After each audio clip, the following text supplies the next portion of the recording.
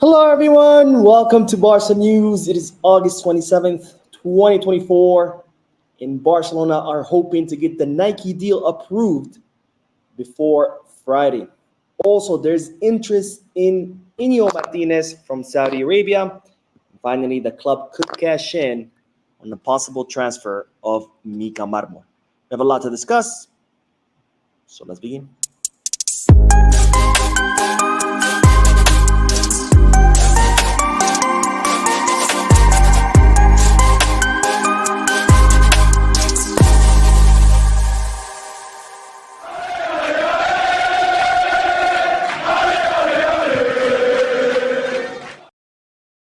Hello, everyone. Welcome to the channel. My name is Mo, and as I've mentioned before, I'm still out of the country. This is why I'm bringing you this short live stream to keep you up to date on all Barcelona news. This is not a podcast, so I won't be addressing the comment section. It's also going to be short, 8 to 10 minutes, just to keep you up to date on all the news in regards to our beloved club. Having said all that, make sure to hit the like button, subscribe to the channel, drop a comment. All this helps the channel continue to grow. Now, let's begin with the biggest news of today, which is in regards to the Nike deal. I know a lot of you have been asking me, Mo, what's going on with Nike deal? What's going on with Nike deal? Well, I do have a good update for you. It seems that Barcelona have began communications with La Liga to get the Nike deal approved.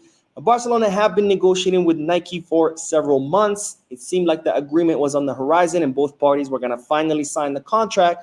But then the trial court in Spain ruled in favor of Nike, saying that Barcelona could not sever the contract between the two. So this gave more leverage to Nike, which then decided to delay the negotiations. And as such, Barcelona were not able to sign the Nike deal when they were hoping so, which was at the beginning of the summer, which would help the club reach the one-to-one rule and would have made signings a lot more easier and also registrations. But since Nike delayed the negotiations, Barcelona have had to struggle to sign players. They had to struggle to register players like Dani Olmo. But now it looks like there's some headway. And it seems that Barcelona are trying to reach a pre-agreement with Nike, and they want to do it before Friday.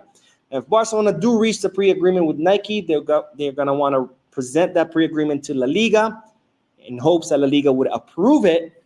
And if La Liga does approve it, then Barcelona would reach the one-to-one rule. They'd be able to register all the players that they need to register. And they're not ruling out some signings during the final days of the market. Who knows? Maybe Federico Chiesa, maybe Jonathan Tah. We don't know. But first, this needs to go through. And first, La Liga have to approve this pre-agreement. Now, Barcelona don't expect to reach a final agreement until October. So this would only be a pre-agreement because, of course, a full agreement is not just how much Nike is going to pay Barcelona per season or how much the signing bonus will be. There's a lot of details that go into these contracts, things like how much clothing Nike is going to manufacture, where it's going to be manufactured, how it's going to be distributed, what kind of material they're going to use. There's a lot of fine print in those contracts that still need to be negotiated. Those negotiations are not going to finish until October, but Barcelona want to reach a pre-agreement on the main terms. For example, how much Nike is going to pay Barcelona. They're saying 90 million euros a season for 10 seasons.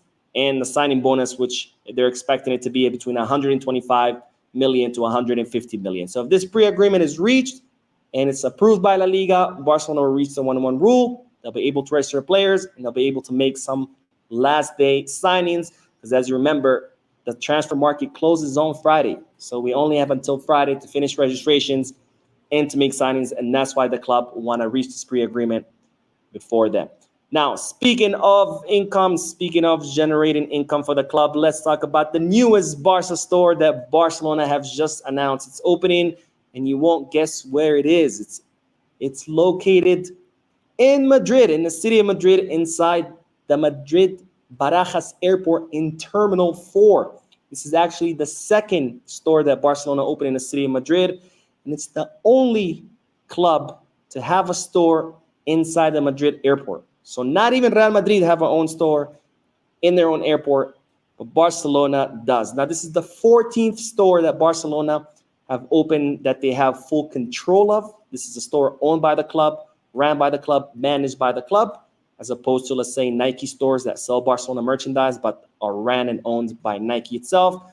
This is the 14th store that the club actually owns. And this is good news because, of course, this is yet another source of income. I told you last think it was 2 weeks ago that Barcelona had opened a new academy in Morocco. And now they're announcing a new store. So the board of directors continue to find new sources of revenue for the club, which of course is very much needed given the club's financial situation. Now, speaking of registration, since we did mention that at the beginning of the video, let's talk about Ansu Fati, because Barcelona have officially registered him with the number 10 jersey. So it seems like the number 10 will stay with Ansu Fati. He could end up staying for the rest of the season. However, don't rule out a late exit. As remember, the club were hoping to offload Ansu Fati at the beginning of the summer. When Flick arrived, he said he wanted to try out Ansu Fati in the preseason. He really liked what he saw in the trainings, but then Ansu Fati got injured. He wasn't able to travel to the US. He wasn't able to participate in the preseason tour. And that again prompted Barcelona to want to offload Ansu Fati once again. But so far, he has yet to recover from his injury. So far, there haven't been any movements in the market for him, because who wants to sign an injured player?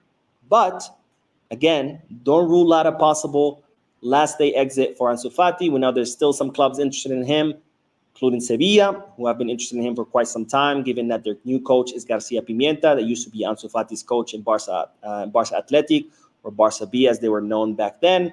So don't rule out a possible exit, but if he doesn't leave, just know that Ansu Fati will keep the number 10 for this season. Now, speaking of exits, it's reported that Inigo Martinez currently has interest from Saudi Arabia. Now, to be more specific, it's Al Ittihad, the club that's interested in Inigo Martinez. They have reached out to the player and to Barcelona to notify them of their intention, or at least their desire, to sign Inigo Martinez during this summer transfer market. However, the player is very clear. He's thankful for the interest in him, but he has no interest of leaving Barcelona. He wants to complete his contract here at the club. And as far as the club, as you know, given the financial situation, any lucrative offer for any player that's not considered untouchable, like Lamine Yamal, Barcelona would have to consider. But in the case of Inigo Martinez, is a little bit different, because right now we're a little bit short on center backs. We have Araujo, who's out for the first half of the season. We have Christensen, who just got injured, will be out for 2 months. So Barcelona would only be interested in offloading Inigo if they can find a replacement for him. For example, Jonathan Tah, which I told you about last video. So in other words, it's not looking like this is going anywhere. The player's not interested in leaving. The club are not interested in the player leaving unless they can find a replacement for him, which is going to be difficult given the club's financial fair play, unless, again, Barcelona do get that Nike pre-agreement done and approved before Friday.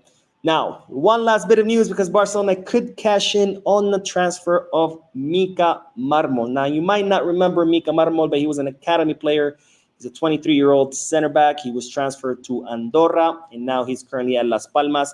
He had a really good season last season. His value increased drastically. I think he was worth something like 800,000 at the beginning of the season. Now he's worth 15 million. He had a pretty good season under Garcia Pimienta at Las Palmas, and as such, he has caught the attention of the Italian club Como, which is now being coached by the former Barcelona legend, Cesc Fabregas.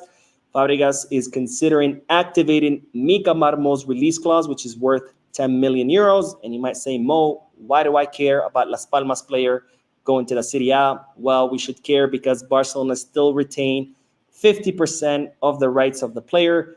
So if Como do activate the 10 million euro release clause, Barcelona would automatically get 5 million, which again, given the financial situation of the club, that's great news. And also goes to show that this tactic of Barcelona offloading players and retaining interest in the rights is paying off, because not only do you get a transfer fee, but then down the road, you get a percentage of their increased values, because a lot of these players' values do go up.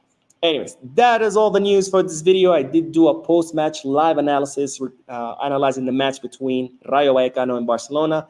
Make sure to check it out. Don't forget to hit the like button, subscribe to the channel, drop a comment, and as always, Visca Barça. Yeah.